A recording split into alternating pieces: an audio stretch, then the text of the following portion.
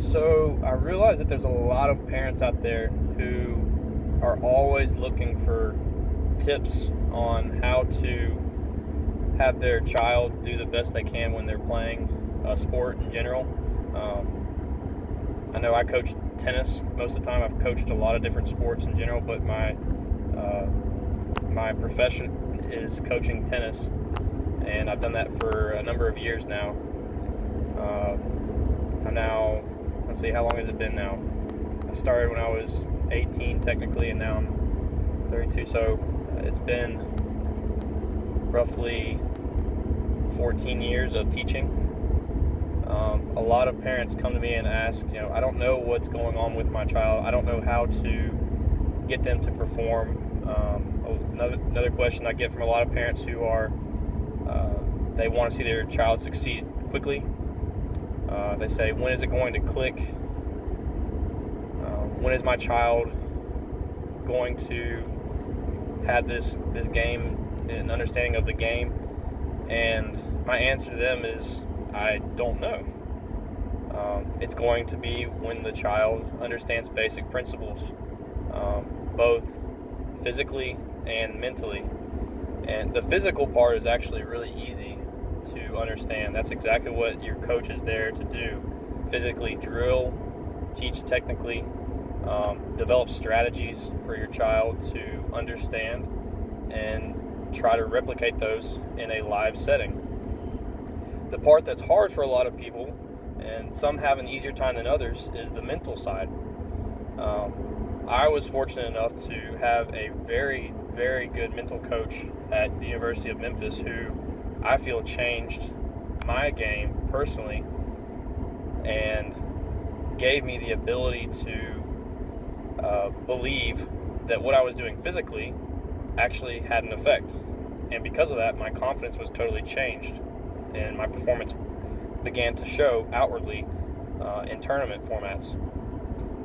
Now, you might ask, well, why are you coaching now? Why aren't you playing? Well, the end of my senior year, I injured my shoulder and made a decision to stop playing because it was that much pain that I was dealing with, and I pushed myself to the limit that it was no longer desirable for me to continue.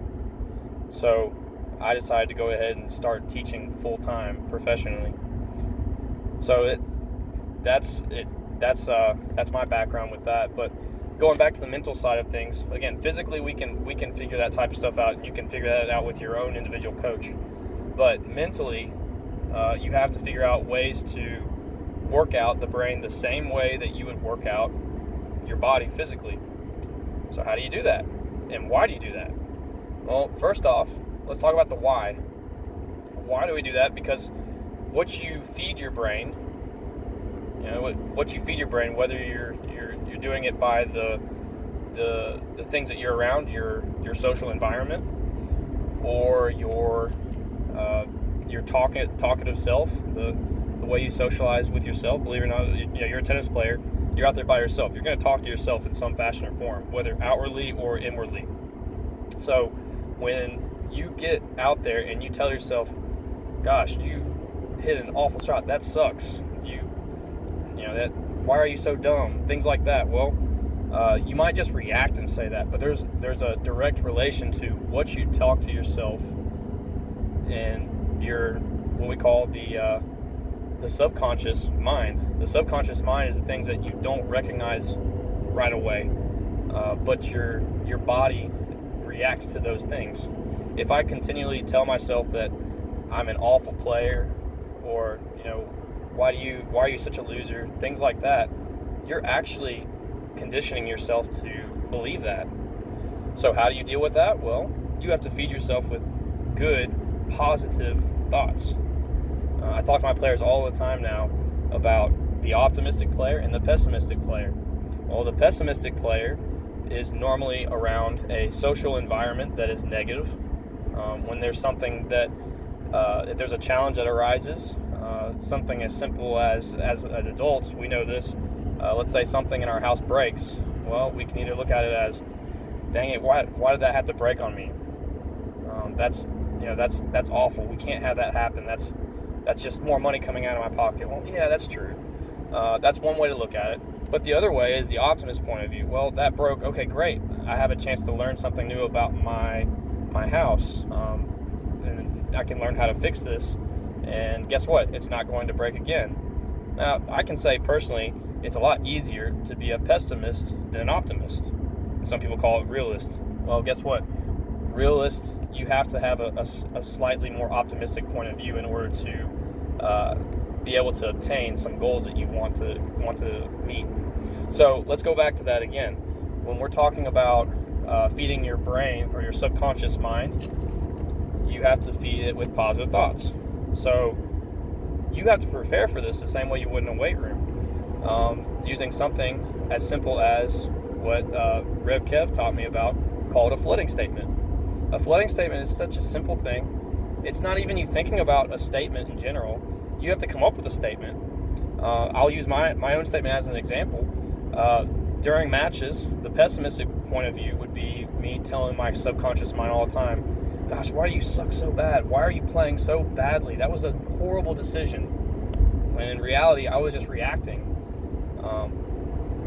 Reacting physically and mentally in my head when I just said that. So what I did to get myself out of that and start believing in myself was, we came up with this together. Confidence is a choice, and I choose to be confident. Now, there's a reason that we use that. It was because I did not feel confident in myself personally. So we had to build myself up. Now, the way you make a flooding statement is you try to not use anything with negative connotations. So you couldn't say something like, try to be confident. Well, that's a given. You're already trying to do something. You have to have something that is a very brief, general statement that is a pick-me-up. So, confidence is a choice. That's the statement. Okay, what's the choice here? Well, I choose to be confident. What's the part that's the game changer for you? Okay, normally it would be, you're such an awful player. Why don't you just pick yourself up and stop playing so bad? Well, it's not that easy. That's like a very broad statement. Again, it's a negative connotation in the second form of it. The choice part is a negative connotation. It has bad in it. You have to say something that has something good. And then get a little more specific than just bad or good. Confidence is a choice. There's a statement. Okay, confidence is what I was lacking, and I choose to be confident. Okay, and I didn't have to think about that once I said it, but the goal of a flooding statement is to say that for 5 minutes a day. That's it, with nothing else around you. What that will do is build yourself up, and you're building your subconscious mind. It seems so silly when you do it. When I heard that too, I thought it was the dumbest thing in the world, but I was at such a low point that it made a difference. I was like, I'm going to try whatever it takes because I want this so bad. A lot of juniors that I deal with won't do that flooding statement. Why is that? Because they haven't explored all the other options. They feel like it's more physical than it is mental. And I've seen some really talented players that play amazing in practice. But guess what? When it comes to crunch time, or you really need something to happen, do they truly believe in themselves that they're going to be able to do what they have been practicing? If the answer is no, well, they can do one of two things. They can go out and keep practicing it over and over again, which is good. Or they can believe what they're going to do before they even do it. And guess what? The person who believes in themselves more so can get away with less repetitions during practice, doing that same thing that they want to achieve. A good example in basketball is free throws. You believe that you can make the free throws? Great. You're still going to do a lot of repetitions because you want to be prepared, but I guarantee you the person who believes in themselves more so that they're going to make that free throw when it's the last free throw of the game, and the person who doesn't believe and they've taken the same amount of free throws, you know who's going to make it more so than not. And even if they miss it, just like Michael Jordan, he would always want the last shot of the game. Kobe Bryant, same thing. All these greats, they choose to believe that. And even if they miss, they're still going to want the ball because they believe that they can do it. And that's the type of attitude and mental fortitude you have to have about yourself. Almost to a point that you feel like, some people feel like, you're insane. The realist point of view or the pessimistic point of view. You're insane. You're not that good. Well, guess what? I believe I'm that good.